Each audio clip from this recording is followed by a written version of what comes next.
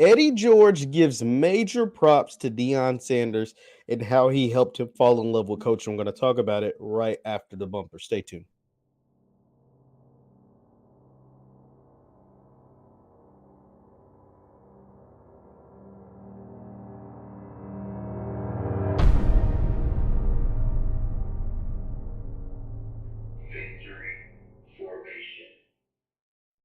What's good people? Jeff Lightsy Jr. here at the Black Boss Channel and Victory Formation. Thank you guys for tuning in. Be sure to hit the thumbs up button, like, share, subscribe, and the notification bell because we upload every single day. Now, I'm going to be reading to you from an article at 24/7 Sports on how Eddie George explains how Coach Prime Deion Sanders helped him fall in love with coaching. Like I said, this article came from 24/7 Sports. Let's take a look at it. It's about Eddie George. He's recapping his first year at Tennessee State. Now, if you remember, Eddie George took the Tennessee State job after not thinking he'd ever get into coaching. He never planned on ever being a coach. A lot of former players always wanted to be coaches. A lot of former players always dreamed of being coaches. And a lot of coaches became coaches because they couldn't be players like an Eddie George or Deion Sanders. But Eddie George had no intentions on coaching. He was acting. He was doing a bunch of different stuff, a bunch of different business ventures. And the good folks over there in Nashville at TSU approached him about coaching their football team, and he was inspired by what Coach Prime was doing at Jackson State at the time and currently still doing. And that is what allowed him to take the job. Now, let's read some of this article from 24/7 Sports. It says former NFL running back Eddie George made the leap to coaching this season by taking over the Tennessee State football program. In his first season as the head coach of Tennessee State and HBCU, they finished 5-6 on the year. During a recent interview on the Rich Eisen show, George talked about his first season as the head coach and how much he enjoyed it in his relationships with Jackson State's Deion Sanders, another prominent former NFL star coaching at an HBCU. It says, quote, I love it, man. I really do. This is a total change of what Eddie George kind of was into at the time. He says he loves coaching now. Quote, I never thought in all my years of playing, and since I've been retired for 15 some odd years, that I would find so much joy in coaching. I mean, there are days where it's frustrating and long hours and film study and recruiting and fundraising and all of that, but it's so gratifying when you start to see these kids buy in and get in and see success and see smiles on their faces, the appreciation, the thank yous, the you get from the players, the coaches, the thank yous for being hard on me, the thank yous for advice, to give back to the game that gave me so much is so awesome. It's so gratifying. I now understand why they say it's addicting when you coach. It really is. It's wonderful. It's a wonderful calling. Sanders has pulled in multiple recruits in this year's recruiting class, and George was also asked about his relationships with Sanders and how they're building the reputation at HBCUs. Now, before we get into that, that is beautiful to hear Eddie George say, because he doesn't understand. He may understand, he may not. He probably doesn't understand the impact he is having on the HBCU culture, and to realize that he and Deion and others, Hugh Jackson and others, to realize that they're getting just as much, if not more, out of this than as the kids are, the programs are, the cities are, or the culture is beautiful. Because with guys like Deion Sanders, with guys like Eddie George, Coach George, these guys went to Power Five. They went to the Ohio State. Eddie George went to Ohio State and won a Heisman. Like, he wasn't no slouch. Played 9 years in the NFL, was a Pro Bowler 4 times. Deion Sanders went to Florida State and won the Jim Thorpe Award as the best DB in the country. First round pick, won Super Bowls, Defensive Player of the Years, Hall of Famer. Eddie George, college football Hall of Famer. Like, these guys had or probably didn't have a perception of HBCUs. They probably never really even thought about it because they didn't really get recruited by HBCUs, and they didn't really, they might have played an HBCU or two during the time, and they probably just, steamrolled them where they weren't even playing in the second half.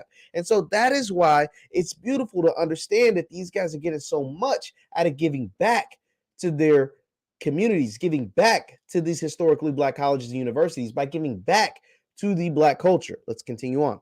It says, quote, I talked to Deion a lot. I talked to Deion during the process of me trying to figure out whether I was going to do this or not. And we talked maybe once a week just to see how he's doing. I know he had some issues, and I told him I was praying for him. But more importantly, he's telling me best practices and things that he's done to be successful. And the bottom line is this. Off the field, our goal is to raise the profile, raise the standard of HBCUs, and say, hey, you know what? You don't necessarily have to go to a Power 5 schools to get your end goal. You can come to an HBCU and you can come to a different school and be all that you want to be and very successful. Quote, if you have any aspirations of going to the next level and playing on the next level, they're going to find you. We have the resources to do that. We have the coaching to do that. We have the coach guys. We can coach guys for that level. So when I see him going after players that are going to Ohio State, Michigan, or Florida State and able to bring them there, that's what it's all about. That is remarkable. That is remarkable. And let's not just dismiss the fact that Tennessee State, TSU, went 5-6 on the season.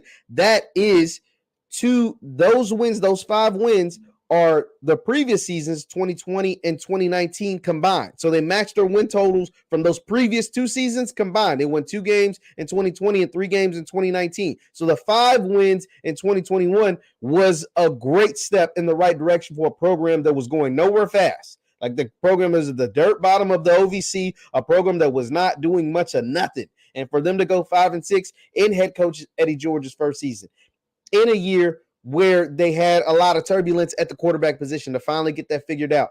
And without him being able to really recruit and bring in the guys that he will eventually, with this class, the class of 22, and moving forward, will be able to do. That is remarkable. Eddie George. And to hear that he is falling in love with the process, to hear that he is falling in love with what's taking place, to hear that all he wants to do is to give back to these programs, to Tennessee State, and that he's looking up at Deion Sanders and saying, yo, I love it. I love it because you are doing something special, and I know I can walk in those footsteps. I know I can do the same thing. I know my staff, we have put together a staff that can help kids get to the next level, and we can raise the profile at a Tennessee State, at a Jackson State, at a Grambling, at a Southern, at a Mississippi Valley, et cetera, et cetera. That is what it's all about.